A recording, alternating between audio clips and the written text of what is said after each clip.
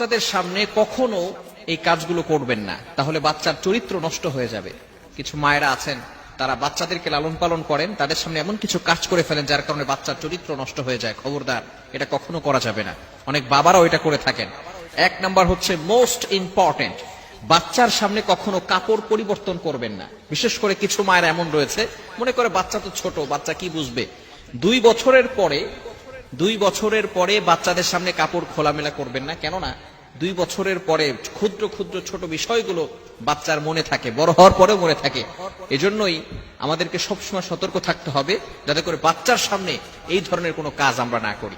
বাচ্চার সামনে অনেক সময় ঝগড়া করে পিতামাতারা, এরকম মা বাবা আছে না নাই? খবরদার, এগুলোর মাধ্যমে বাচ্চারা শিখবে।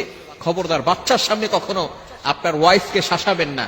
আপনি মনে করছেন এটা আপনার স্ত্রী, সে কিন্তু একজনের মা, আপনার সন্তানের মা। এজন্য অবশ্যই তাকে সম্মান করতে হবে, রেসপেক্ট করতে হবে। অনেক পুরুষ এটা বুঝেই না। এজন্য বাচ্চার সামনে কখনো মা বাবা ঝগড়া করতে যাবেন না। দ্বিতীয় নাম্বার হচ্ছে, বাচ্চার সামনে কখনো অন্যের সমালোচনা করবেন না, অন্যের গীবত করবেন না। তাহলে বাচ্চার হিংসা বেড়ে যাবে, বিদ্বেষ বেড়ে যাবে, মানুষের প্রতি হিংসা বিদ্বেষ তার ভিতরে থাকবে। এজন্য অবশ্যই অনেক মা বাবার এমন রয়েছে, বাচ্চার সামনে আছে, বাচ্চার সামনেই তারা অন্যের সমালোচনা করে, অন্যের গীবত করে। খবরদার, আল গীবাতু আশাদ্দু মিনাজ জিনা, গীবাত ইজ হার্ডার দ্যান ফর্নিকেশন। গীবত হচ্ছে এমন একটা গুনাহ যেটা জেনার থেকেও মারাত্মক গুনাহ। যদি কোনো ব্যক্তি জেনা করে, ব্যভিচার করে, সে ব্যক্তি আল্লাহ তাআলার কাছে তাওবা করলে আল্লাহ তাআলা তার গুনাহ ক্ষমা করে দিতে পারেন অথবা দিবেন। কিন্তু কোনো ব্যক্তি যদি গীবত করে, যার গীবত করা হয়েছে, সে যতক্ষণ পর্যন্ত ক্ষমা না করবে আল্লাহ তাআলাও তাকে কখনো ক্ষমা করবে না। এজন্য খবরদার, বাচ্চার সামনে কখনো অন্যের সমালোচনা করবেন না। নাম্বার 3, তৃতীয় নাম্বার হচ্ছে, বাচ্চার সামনে কখনো ছোট ছোট আমরা প্রতিশ্রুতি দিয়ে থাকি, মিথ্যা প্রতিশ্রুতি কখনো দিবেন না। বলি যে বাচ্চা, অনেক সময় আমরা এটা বলি, তুমি এটা করো তাহলে তোমাকে একটা সাইকেল কিনে দিব। খবরদার, এই ধরনের মিথ্যা প্রতিশ্রুতি বাচ্চাদেরকে দিবেন না। তাহলে আস্তে আস্তে বাচ্চাও আপনার প্রতি বিশ্বাস হারিয়ে ফেলবে যে বাবা তো এটা বারবার আমাকে বলেছে কিন্তু কখনো কিছু দেয় নাই। আপনার যতটুকু অ্যাবিলিটি আছে ততটুকু আপনার বাচ্চাকে দেওয়ার চেষ্টা করবেন, এবং মিথ্যা প্রতিশ্রুতি দিয়ে বাচ্চাদের বিশ্বাস কখনো নষ্ট করতে যাবেন না। বিষয়গুলো খুবই গুরুত্বপূর্ণ বিষয়। আমরা বাচ্চাদেরকে লালন পালন করি, কিছু বাচ্চাদের লালন পালন করার জন্য কিছু আদব রয়েছে।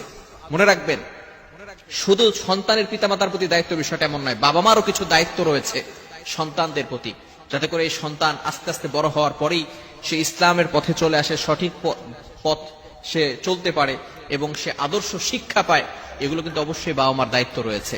অনেক সন্তানকে বাবা মা ছোটবেলায় যেভাবে ইচ্ছে সেভাবে লালন পালন করেছে, বড় হওয়ার পর এখন ফোন দিয়ে বলে, হুজুর আমার মেয়ে আমার কথা শোনে না, আমার ছেলে আমার কথা শোনে না। সে বিভিন্ন ভাবে বখাটা ছেলেদের সাথে চলাফেরা করে, আমাদের কোনো কথাই সে শুনতে চায় না। মেয়েদের ব্যাপারে বলে যে সে পর্দা করতে চায় না, টি শার্ট পরে ঘর থেকে বের হতে চায়, পর্দা করতে চায় না। মনে রাখবেন, ছোট্টবেলা থেকেই কিন্তু আপনাকে আদর্শ শিক্ষা দিতে হবে।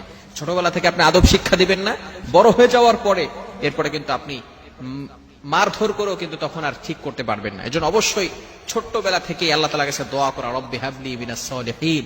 যখন বাচ্চা গর্ভে আসবে তখনই